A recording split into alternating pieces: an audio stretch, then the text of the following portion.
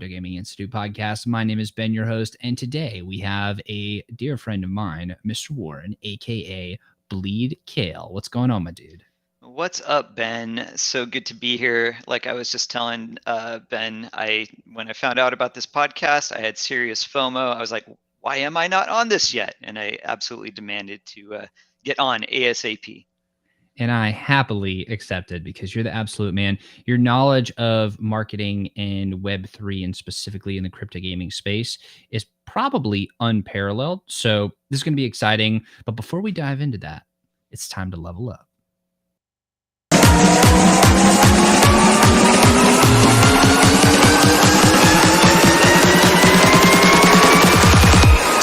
Take it to the next.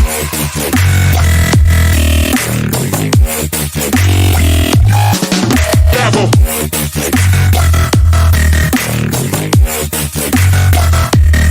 Take it to the next.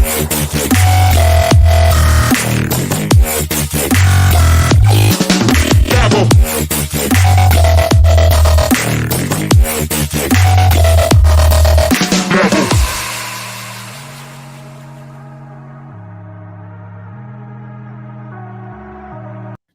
Ladies and gentlemen, I know you're extremely hyped up. We're extremely hyped up. And so without further ado, let's get into the episode. Now, Warren, I'm going to refer to you as Bleed Kale because I think that's a sick pseudonym for the rest of the time. You're doing so many things. You're co-founder of Upptic, co-founder of the Scrapyard game, and obviously you're a citizen of Neo Tokyo. I would love to dive into your history. How did you get to where you are? And maybe give us a breakdown of the different things where you are of what that actually is. Yeah, absolutely. I mean, firstly, I got to shout out that you warned me, but I didn't realize how pumped that intro was going to get me.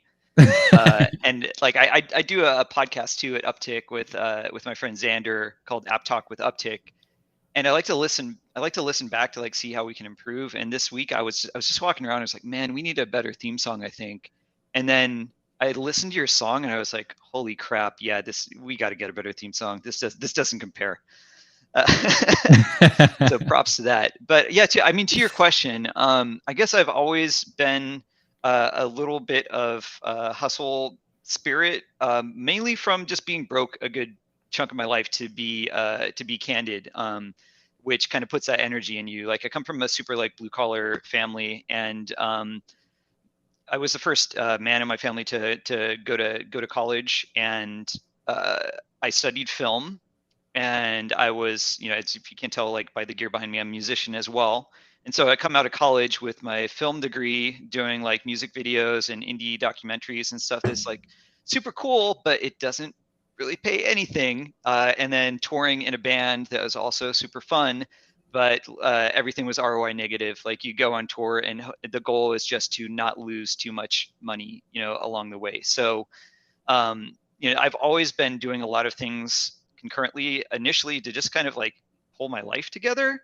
And then when I learned marketing, that was my first sort of like employable skill. Kind of, a little later in life, I was like in my mid 20s when I really started learning that stuff. But that now that I guess have a real career doing this stuff, I've always kind of like had that a little bit part imposter syndrome and part just like never enough. Like I always need to like drive a little harder. Is there one more thing I can build? One more team I can be involved in? And I don't know that it's a healthy thing, but that's kind of like where that comes from for me. Yeah, that's interesting that you say that. I suffer from a similar affliction. and it's very difficult to resist because, at least for me, and I'd love to hear your thoughts on this, but I feel like there's so many things that I'll line up and then I'll be doing those things. And then if there's a second of downtime in the day, I'm like, well, time to fill it with another thing. Right. It's like existential dread of like, yeah, I don't think it's healthy, honestly, of just sort of like there's like a pause and you're like, I'm not doing anything right now. I'm not like adding value in some way or moving my life forward. And it's actually something I really want to improve in like the next few years of my life, because you can't be like redlining all the time. And like, I'd like to be alive for a while. And so, that is something like I'm looking to add balance to now that I've kind of gotten to a place where like, okay, running a legitimate business, like I don't need to be like sweating and grinding 24/7. But I mean, especially with this Web3 stuff that we're getting into, it's just fun. Like there's so many, like you've come to me with projects where I'm like, man, I really want to work on that with you, but I'll have to cut out sleep, you know? It's like that's the only thing left, you know? So I mean, how do you deal with that? Like, how do you weigh your opportunity cost and what things you're going to get involved in, and when do you say no? Yeah, and by the way, I haven't figured this out either. I'm still on the journey of that. I would say the most effective thing that I've found to stave it off is to eventually get to a point where I've committed myself to things where I would feel like an asshole to renege on. Like I want to give my word as a human being and I want to live by that word. And so if I feel like taking on something else will defeat my ability to make good on my Yeah. word to do the first thing, that's a natural hard stop on number of commitments accepted per day. Yeah. Another thing is keeping the North Star. Like for me, the North Star that I've gotten very clear on is I want to be a compounding machine and a capital allocator, and I'm playing the decades long game, and I'm very, very happy to wait that long. And, you know, the goal is to hit Warren Buffett plus numbers, but I'm happy to wait and play the long game and just let the power of compounding happen. And then in the meantime, it's like, okay, reduce the activity as much as possible to only focus on the essential to support that goal. And so I know that my edge is taking the temperament and long-term and ability to sit there and wait and be patient and compound, and with the and you know, that's my edge, and bring that into Web3 and then get super niche down and focus, and then just be furious about the other things and the fun things and just not really care in a way, like just let it happen on that side, but be super disciplined on the first side of like, this is the North Star. Totally. I identify with both of those things. I mean, to your first point, like that's really a value that we try to carry into our business at Uptick, but definitely for me personally, is like I really don't want to take something on and do well. I don't want to take something on and do a bad job if someone is paying me or our team for it. Like that's the worst thing in the world. Like our, as you know, like I mean, the kind of work that we do is very relationship based. It's very referral based. For the kind of work our team is doing, and so I don't want to. I would say like we try to not like leave a trail of dead bodies behind us of the work that we've done, because that's it. Our reputation's dead. But for Web3, it's a little different for me. Like I'm very open to failing all the time. Like I consider myself like a student there, and that's like really fun too. So like I definitely, it's fun to have a lane in life where you're just like, okay, I'm not being compensated financially for this. Like I'm just building something. I can fail. I can take the time that needs to be taken. And that's really been a joy, like diving into, being, I'd say like the builder side of Web3 gaming, which is newer to me. Like marketing is old hat. If you want me to do your marketing, like you're going to have to, sounds cocky, but like, got to get in line, like we have to assess, like it's a good match. But like Web3, I'm just like, I'm learning like the rest of us, like failing left and right, pivoting. And it's really fun. I don't know, like how is that journey? How has that journey been for you? And like, what's your approach to, diving into such a nascent space? Yeah, it's incredible. My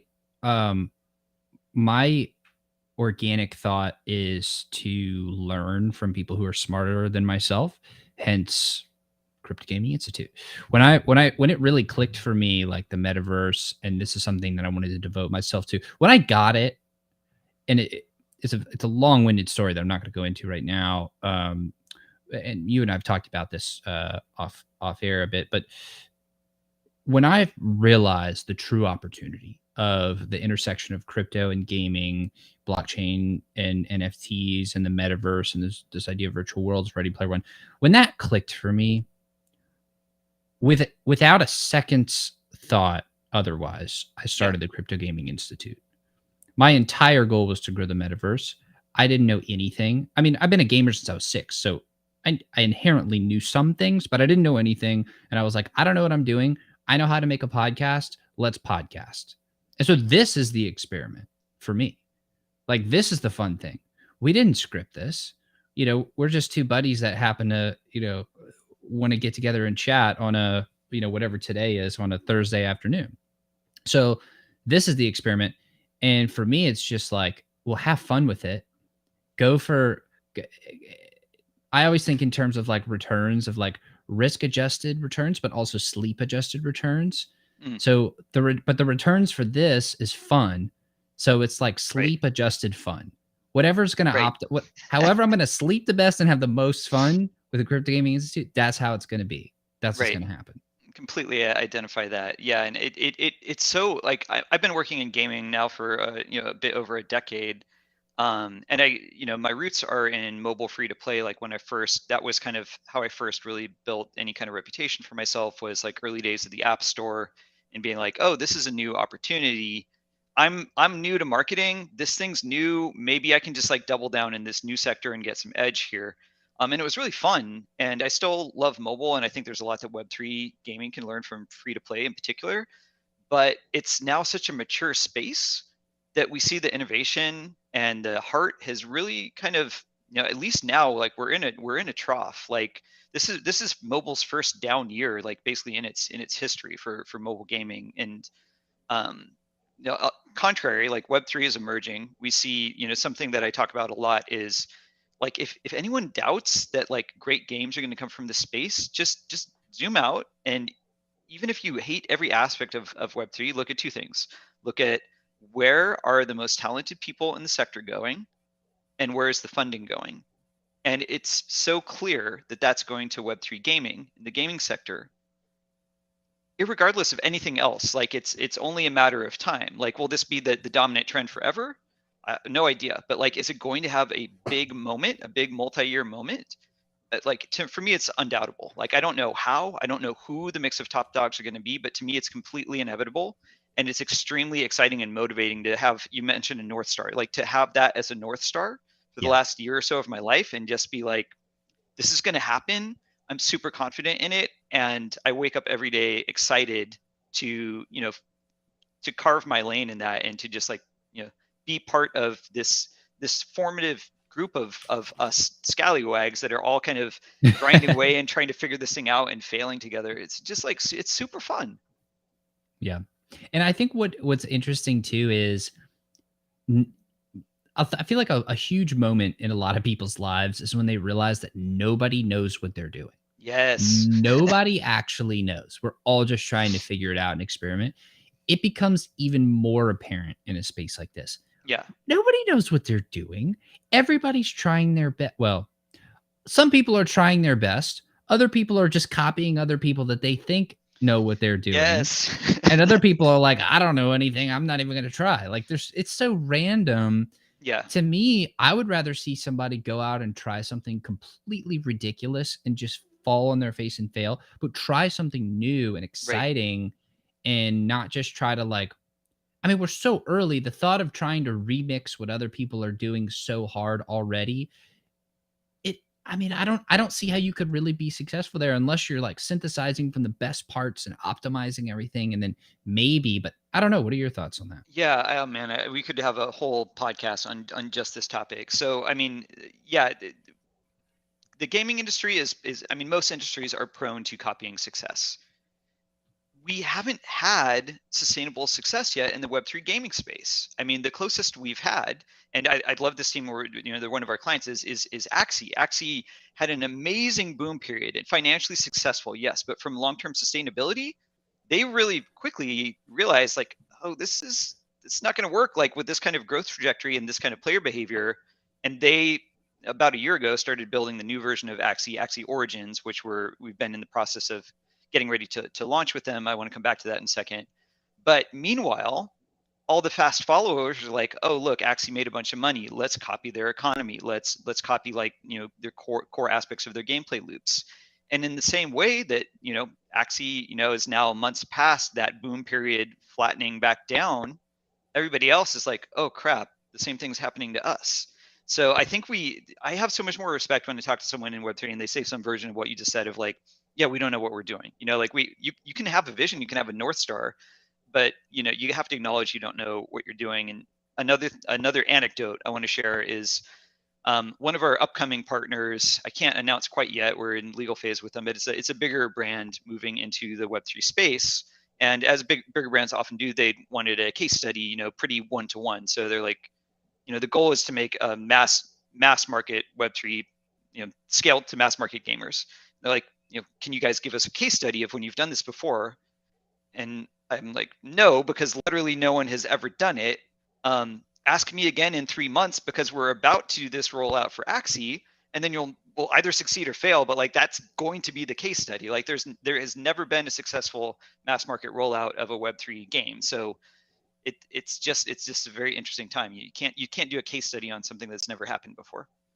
So I just want to point out first and foremost that you do the marketing for Axie. Like, you guys are there helping out on the marketing side, and you guys were there to help them blow up and become. No, I want to make sure not to overtake Okay. credit here. So let me kind of clarify our relationship, because they're an amazing team, and I'm very kind of like protective, and they're an easy target, right? When you're a top dog.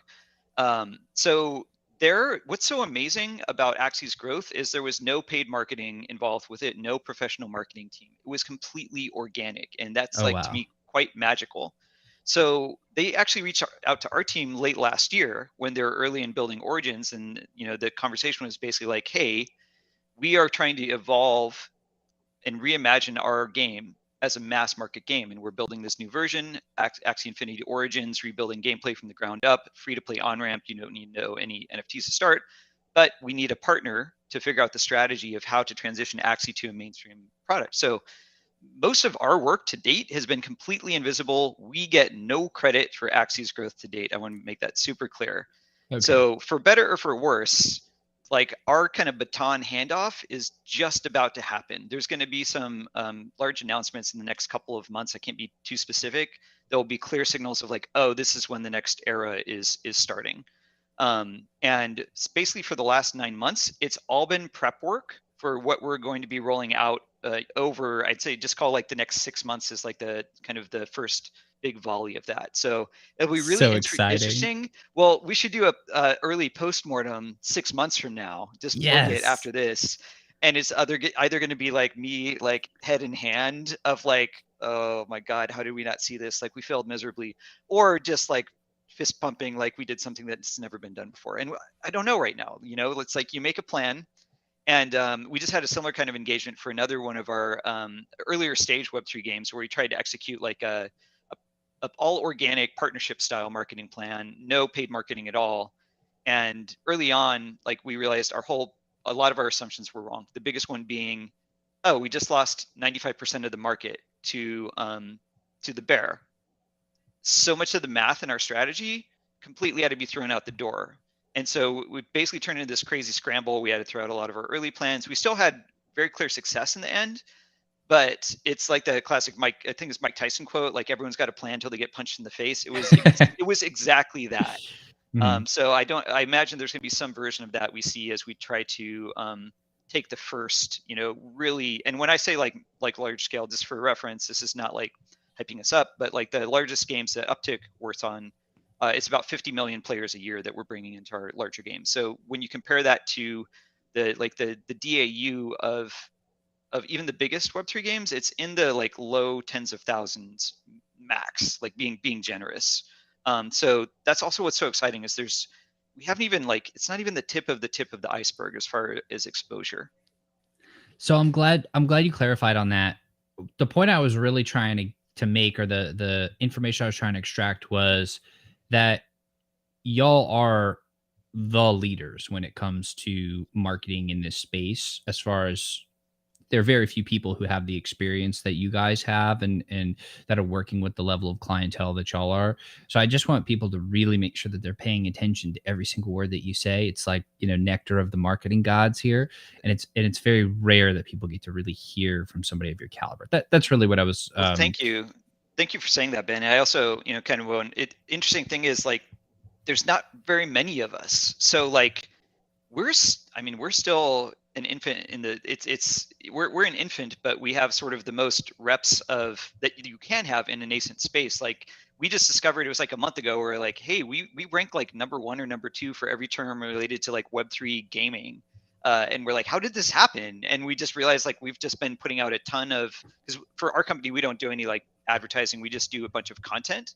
That's why I really like what you're doing here. We just try to produce educational content, podcasts, blogs, like how-to guides, and just like hopefully we hope that people are like, oh, those guys seem smart. Maybe I should work with them. And we just made enough of this Web3 content. There wasn't very much of it for Web3 gaming that all of a sudden we're like ranking number 1, number 2, and then we get compounded interest based on that. So it's just weird when there's so few direct competitors for what you do in a space with so much potential. For sure. So I actually want to hop back into history for a second, because I think you have a really interesting perspective that very, very, very few other people have, which is you saw the rise of mobile and you worked in the rise of mobile, and you probably Right. helped bring about the rise of mobile when it comes to the gaming space. So let's look at that timeline. Maybe you could just kind of talk us through what the different phases of that looked like. And the reason why I'm asking is Yeah. because if I had to opine, which is most of what the show is, if I had to opine, I would say Web3 gaming is probably going to follow a similar path to previous iterations of Yeah. gaming, just in a slightly different form. So if we could analyze what happened in mobile, maybe you could take us through kind of the iterations and the history of that, and then let's try to transplant Web3 onto that and understand where we are and how we might best prepare for the future. I love this. And this is such a great topic, and I haven't got to do this exercise before, but I think this will be very productive. So first, it's just like the thing needs to exist, and for mobile, it was a clear before and after. It was like, okay, the App Store is here. This is a whole new platform. It's in everyone's hands. All of a sudden, we have the largest install base possible for gaming that we've never had for any other like console or platform for playing games. And initially, everything was organic, right? It would just be like whatever went the most viral. I remember this era very clearly because like the top 3 apps would always be fart apps. There's just like the first year was just like that's what went viral, and people are like, check out this fart app, and that was marketing, just whatever was viral and went up the charts. And that's kind of where we're at right now. We're kind of in between phase 1 and phase 2. So phase 1 is just completely organic, people playing with the medium. Phase 2 is like, okay, how can we apply marketing to this? How can we kind of force our way in? And initially, what we saw was just pure. I mean, initially it's just brand marketing. Don't measure anything, and that's kind of where that's kind of where Web3 is today. Like everyone knows, like when marketing, like they know they need to do marketing, but no one can really clearly define what that means. They just know when it's not there. Is kind of the trend that I've seen. And so what mobile had was basically different types of awareness marketing initially, and then people are like, well, maybe we can like use data and gamify this some way. Maybe we can like growth hack this. That's the next era of mobile. And I think this might be what we're starting to move into for Web3, which is like there's not clear infrastructure to have really granular measurement, but we're starting to kind of build playbooks for how we can growth hack. And in mobile, what people figured out how to do was they figured out that the main way that people decided what games to download was chart position on top games. And the algorithm for that was very simple. Whatever app had the most installs was higher on the chart, and you got higher visibility in the top 20, top 10. And so the go-to marketing strategy was just, I mean, there's literally a big ad network called Chart Boost. And it was just get the cheapest installs possible. Doesn't matter if they're real humans, just make that number go up so you get that prime real estate on the chart. And that when I took my first job at a game studio, that was kind of like the default marketing strategy of most of the game industry, is just like make the installs happen, climb the chart, get more users that way. So that was the next era. And then as I sort of kind of honed my trade, like it was in between that era and era 3, which is kind of taking us to the current era, which is like, okay, let's actually start measuring shit. Let's realize that bringing a user into a free product, like spending money to get a free install, like you're starting, you're in the negative. Like when you pay $1 to acquire a player to play your game, and it's a free game, you're in debt, and now you have to claw out of debt. So like the current era is, okay, we have granular data, we can actually see performance of different marketing channels and measure a cohorted return on ad spend, ROAS, from each of these channels, and actually like pull the levers and optimize our marketing on a really granular way. So that's where mobile, like that's the present era of mobile and like the go-to dominant mobile playbook. And that we are not there for Web3. For Web3, you can't measure anything with the existing technology, and that's kind of Upptic's building some stuff on that. And honestly, actually, our team put out a good podcast today. I don't know. Do you know Antonio Garcia Martinez? He's the author of a book called Chaos Monkeys. I probably should. It was like an expose on like the happenings of VC funding in Silicon Valley. New York Times bestseller. But we had him on today, and I didn't know him. Like he's like a big deal. I didn't know that. I just got in touch with him because he's building measurement tools for Web3, and I'm like, oh, this shit's cool. We should talk. And then shortly before having him on the podcast, I realized, oh, he's kind of famous. But point being, there's now people starting to crack smart people that are well funded, starting to be like, okay, how do we actually measure this? How do we add like a data-driven performance marketing layer so we can then move to the modern era for mobile marketing? How can we kind of translate to Web3 marketing? So yeah, very long rant, but I love it. that's kind of how those two things rhyme with each other. So we're running maybe like eight years behind mobile right now. That's what I was going to say. It seems like we're still relatively early when it comes to that. And like you said, the tip of the spear as far as actual user count. Now, when mobile was moving from this more immature to now more of a mature market, in that phase, were there different types of marketing that were more effective at different stages? For example, influencers, referrals, programmatic, buying drops in newsletters, paid traffic, SEO. Like, what were the different strategies or tactics that would work best at different times of that timeline? It's a complex question. I'm trying to think of how to distill it into a few nuggets. So, first there was just like, get installs, go up the chart position. And then it became about, oh, okay, how do we actually measure quality of the installs that we get? And that opened up a lot of kind of the modern era of advertising tool, like a lot of Facebook's more granular targeting, Google's algorithmic targeting when you buy through Google Ads for mobile. A lot of the mobile app native ad networks like Unity's ad platform, IronSource, AppLovin. This kind of gave rise to like the ROAS algorithm era, which is like the era that we're in right now, which is basically you pass data of player behavior to the ad network. You basically tell an algorithm, these are my key signals. I want to optimize to a player doing this action, or I just want to optimize to predictors of future spending behavior. And that's, I'd say, like the go-to strategy for the last, and now it's been a while. It's been like 8 years, not 8, sorry. It's been probably 6-7 years that's been the default strategy. You mentioned influencer. There's kind of like a parallel narrative of just kind of fading the current trend and like finding a new avenue. And when influencer just first popped up as a channel, it was a new growth hack. It was like, oh, cool, I can spend $5,000 and work with this influencer. They have this massive audience. It's going to like unlock hundreds of thousands of new players. That matured very quickly, and typically, to be candid, influencers are a horrible strategy these days.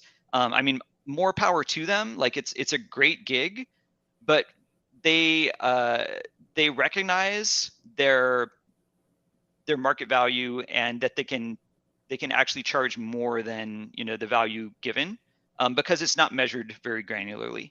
It's just one of those things that like people know they need to have in their playbook.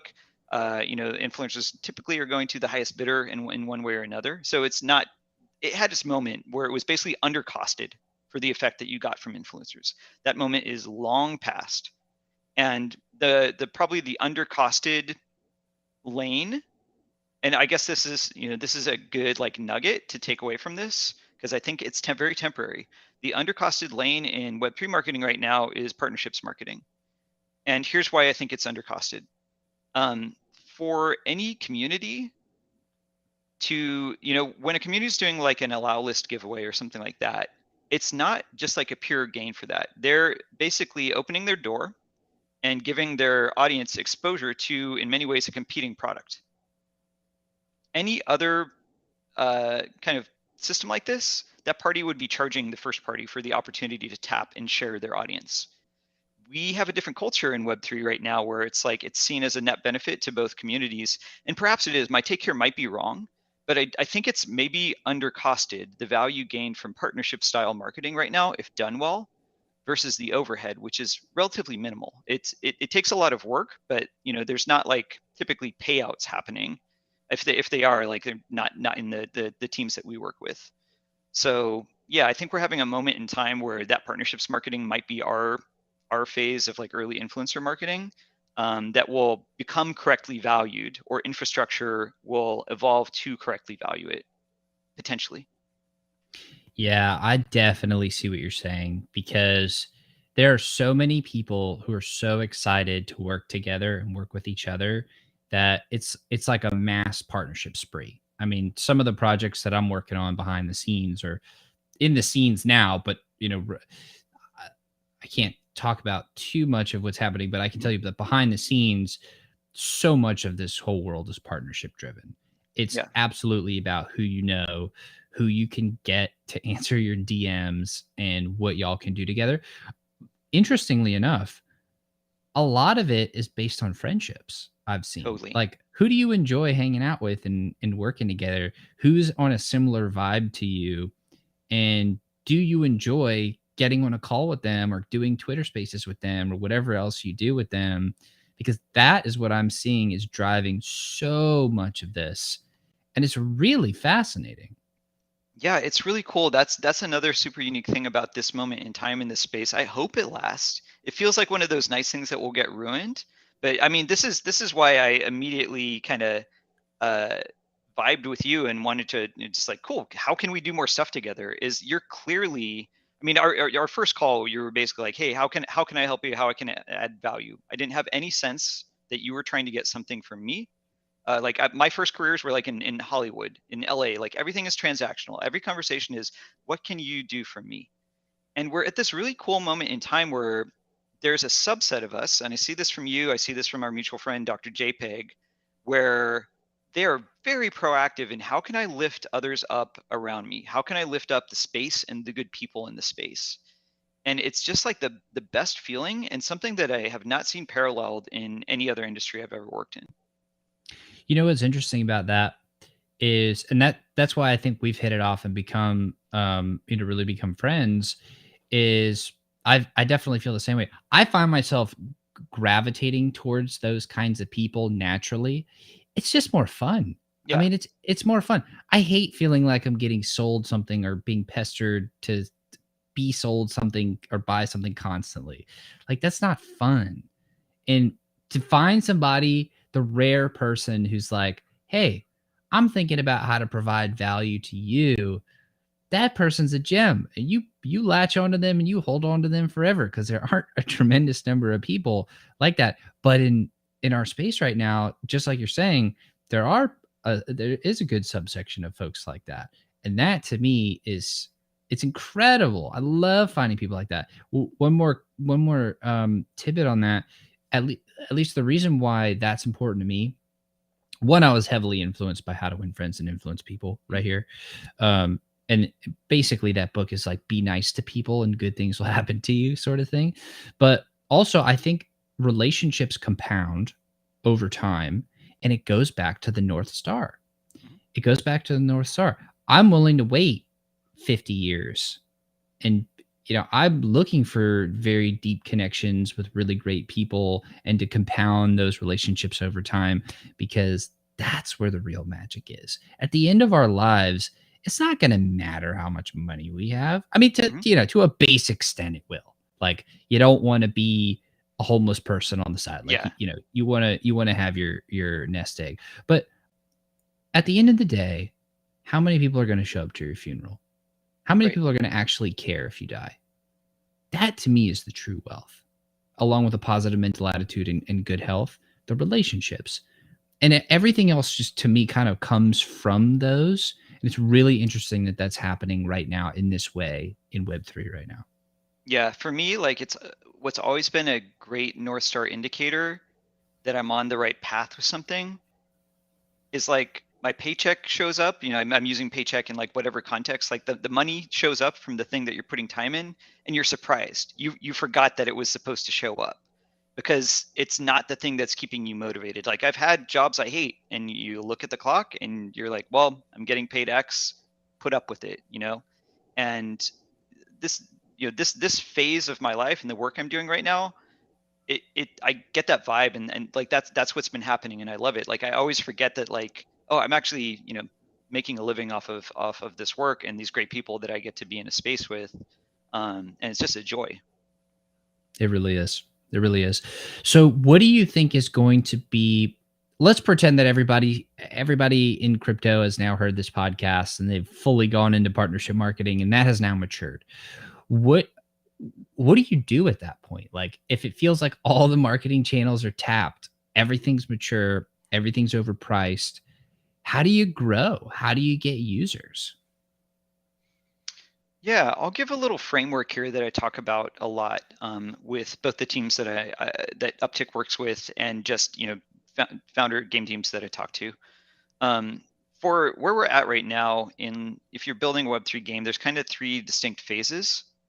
And that first phase, we call like pre-launch. It's basically your pre-product. Like I'm launching a project. I'm setting up a Discord, getting a Twitter account set up. Maybe I have an NFT set that I'm starting to build, and I need to build the core community. You're not going to get like someone's uncle who works at Walmart. Like they have no interest in that part of the journey.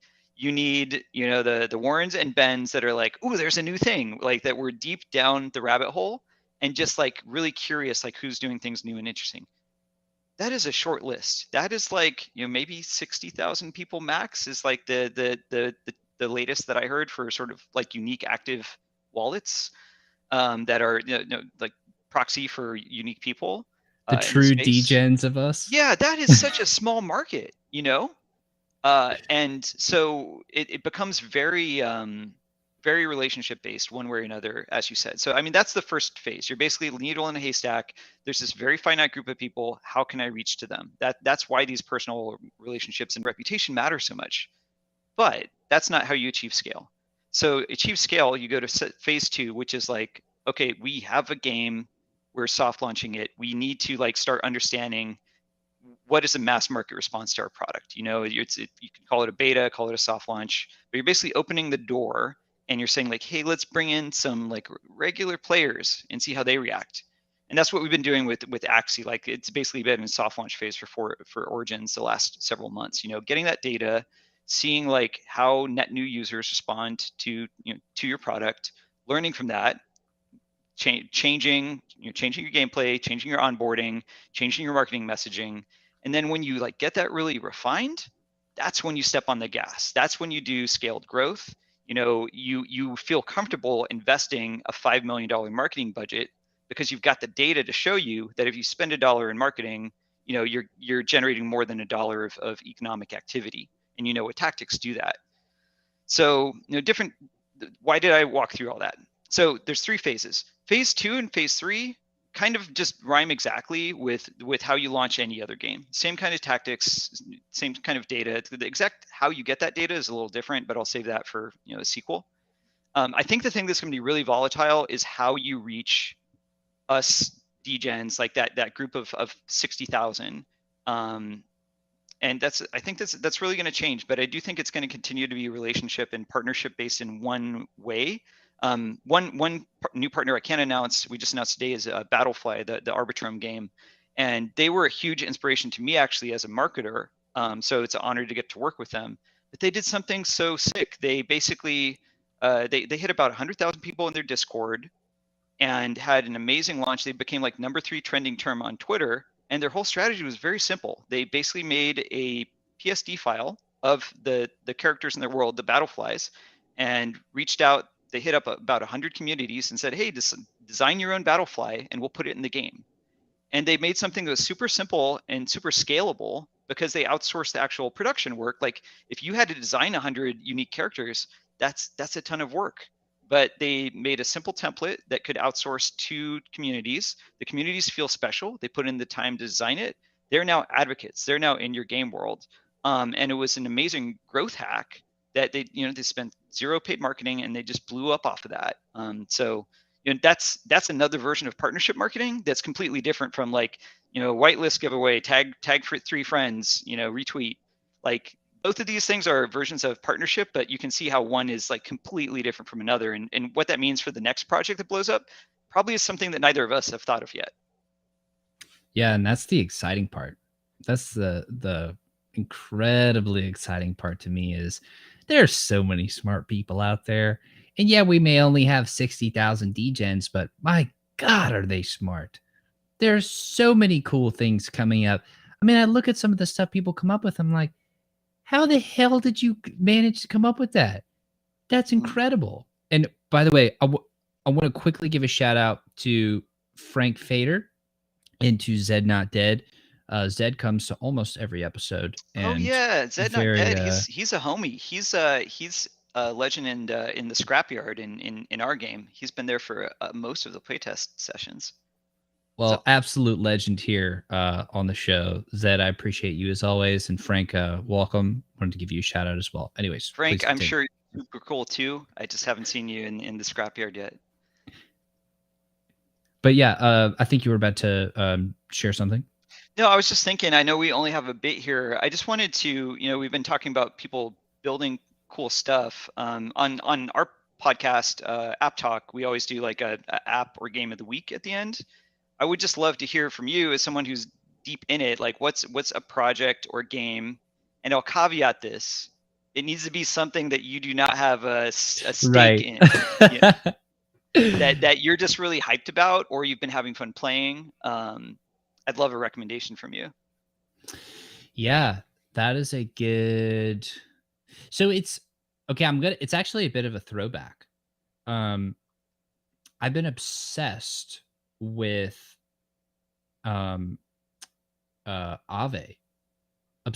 Absolutely obsessed with DeFi, because what I've discovered is there's so much depth to the power of permissionless lending and borrowing. And yeah, I've been thinking a lot about that.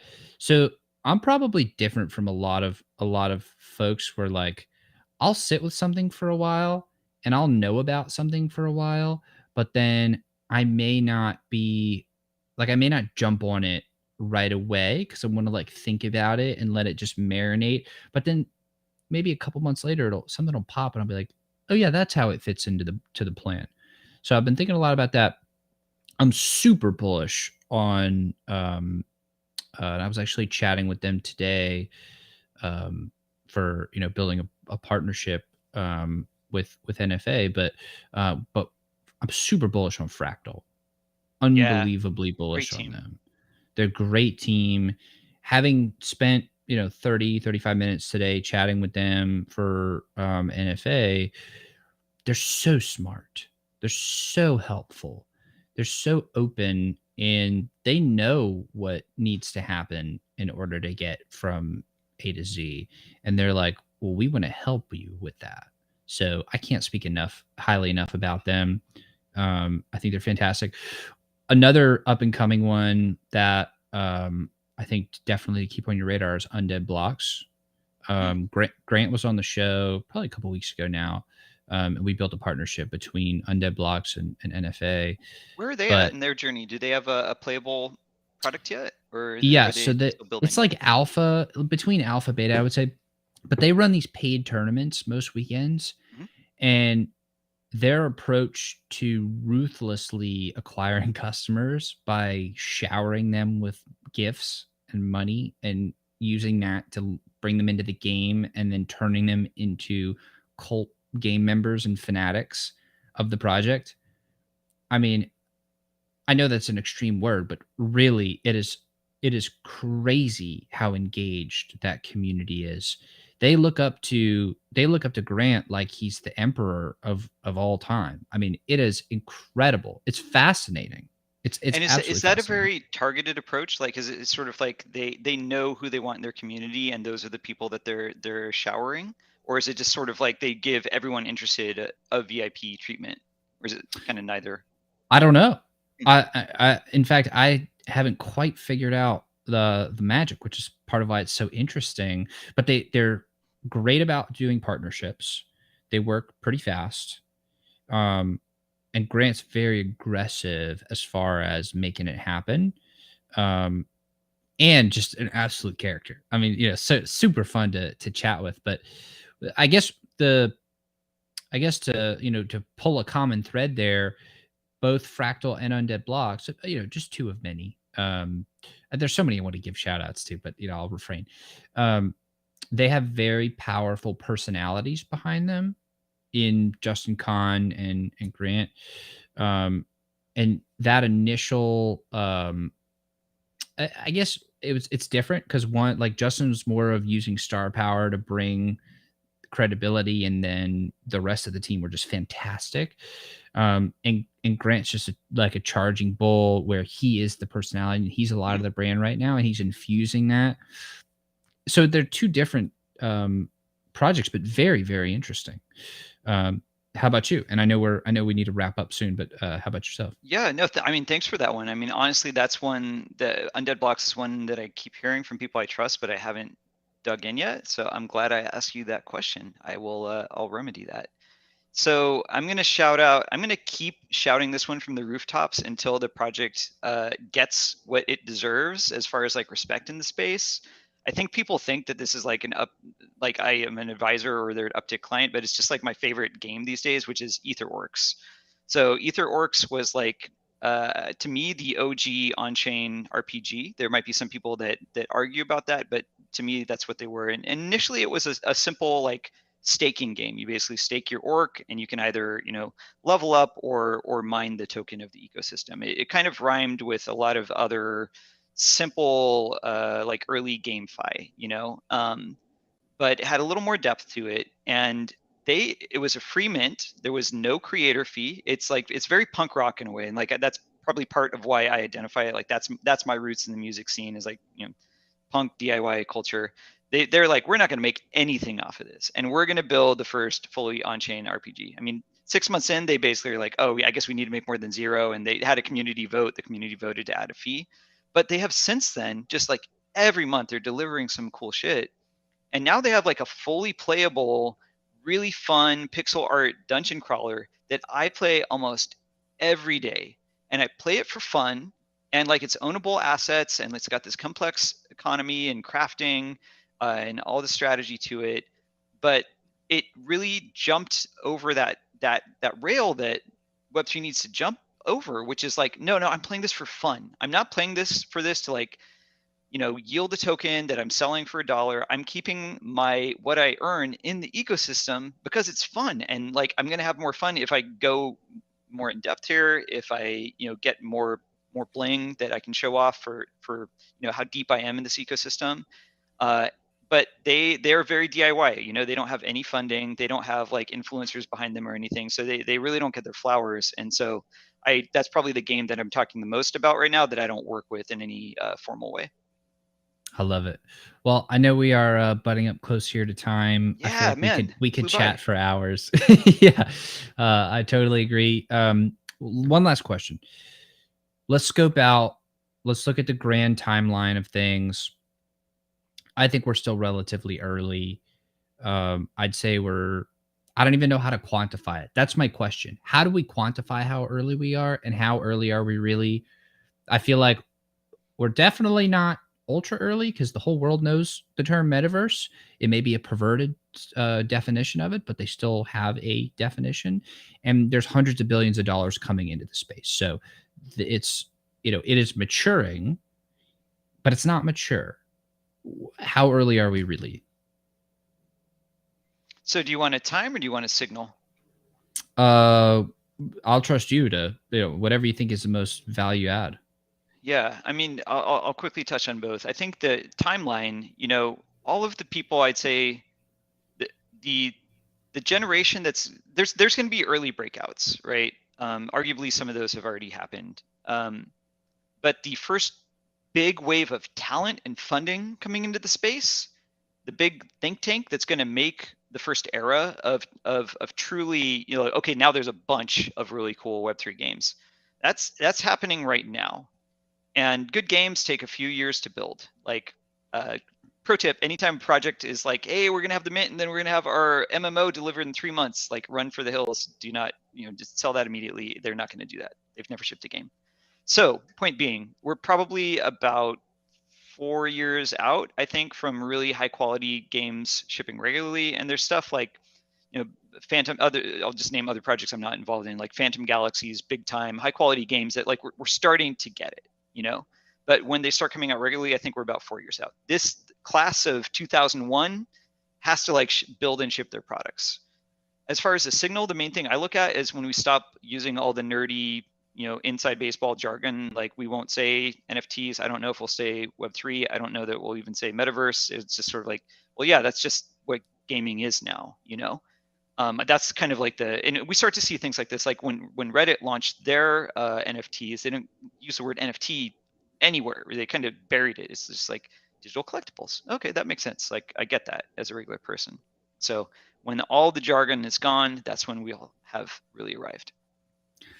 Well, I'm excited for that point in time, and I know I'll definitely be seeing you there. And everybody that's watching and listening, I hope you all stick around until then because it will be worth it.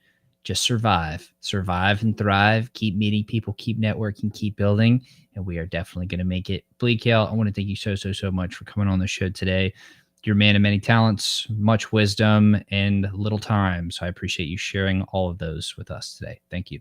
Ben, this was so fun. Thank you for the honor. I look forward to coming back in a few months, and I'm sure we'll have something new and exciting to talk about. Can't wait, brother. And everybody's watching and listening, thank you very much. I will see you on the next episode.